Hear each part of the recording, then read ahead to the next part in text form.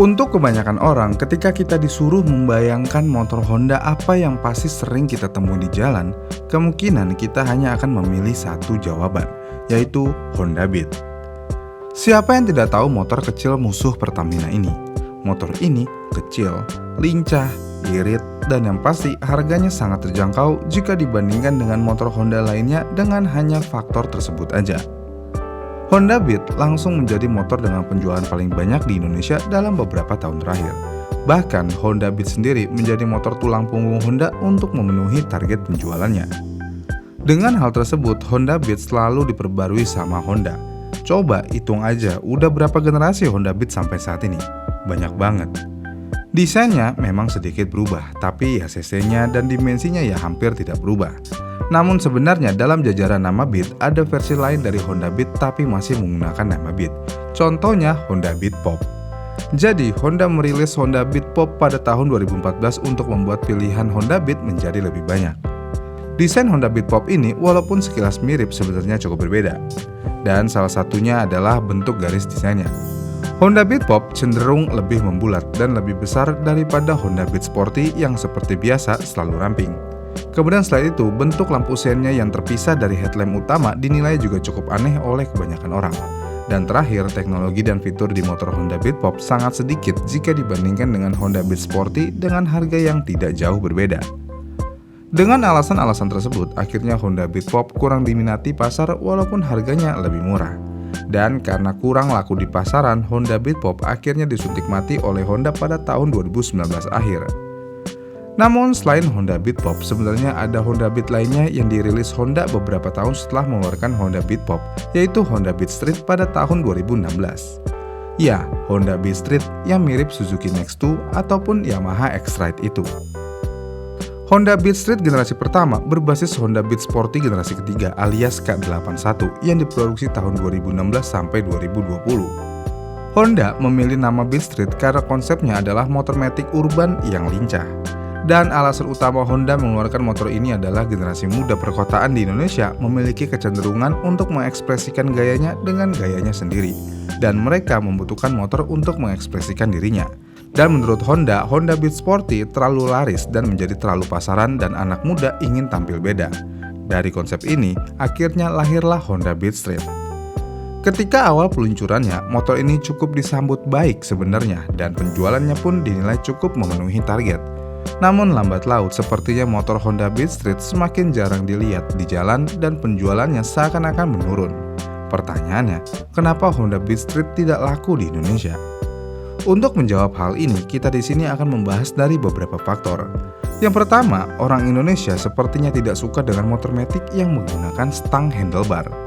Kita bisa lihat pesaing motor ini juga kurang laku, misalnya Yamaha X-Ride 125 dan Suzuki Next2. Semuanya hampir kalah laku dengan motor regulernya. Kemudian selain dari segi desain, fitur dari Honda Beat Street tidak sebanyak Honda Beat Deluxe.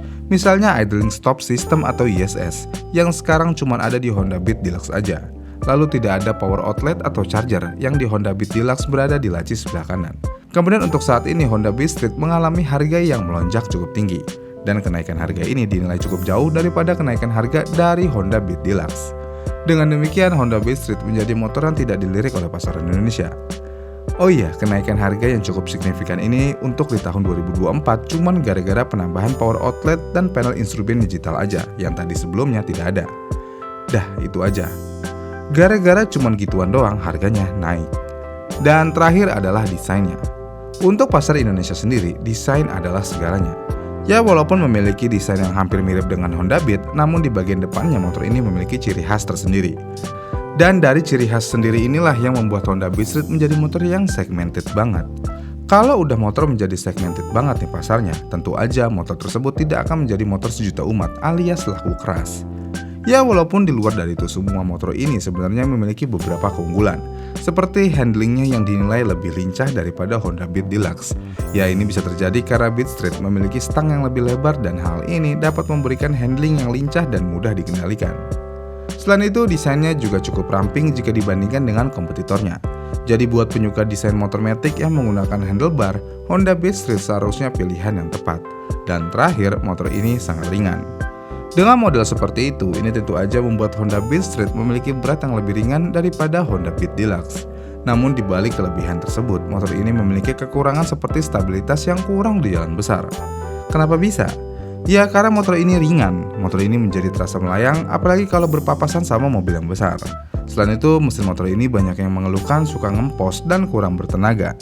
Padahal untuk spesifikasi mesin motor ini sama dengan Honda Beat lainnya, yang mana menggunakan mesin ISP 109,5 cc dengan bor kali stroke di 47 x 63,1 mm dan tenaga yang dihasilkan adalah 8,85 dk di 7.500 rpm dengan torsi maksimalnya di 9,3 Nm di 5.500. Kemudian selain itu semua, tidak ada keyless entry padahal harganya sudah cukup mahal.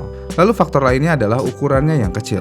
Ini tentu aja membuat orang yang berbadan besar atau memiliki tinggi yang di luar rata-rata menjadi tidak nyaman menggunakan motor ini. Dan yang terakhir, lampunya belum LED secara menyeluruh.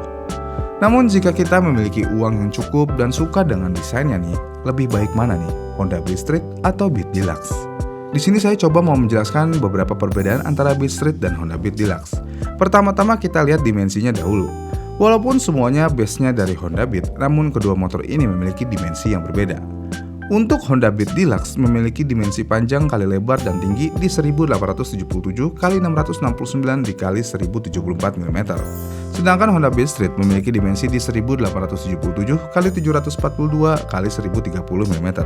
Kemudian selain itu, Honda Beat Street sudah memiliki instrumen full digital seperti Honda CRF 150L.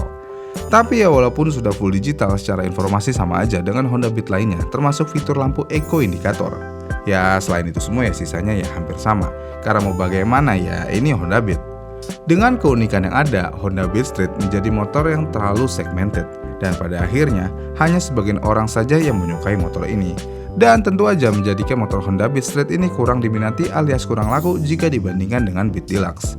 Ya itulah kira-kira alasannya yang berhasil kami rangkum kenapa Honda Beat Street kurang laku di pasaran. Ya satu sih yang kurang nih. Semuanya masih pakai rangka ISAF yang bermasalah itu.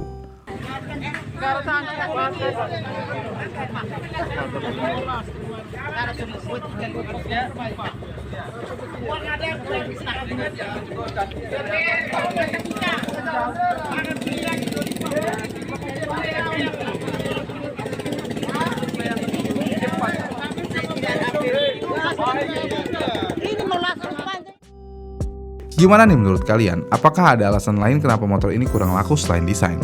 Ya selain staff juga sih. Komen di kolom komentar di bawah ya. Dan jika kalian suka dengan video ini, kalian bisa like dan subscribe channel ini. Dan sampai jumpa di video selanjutnya.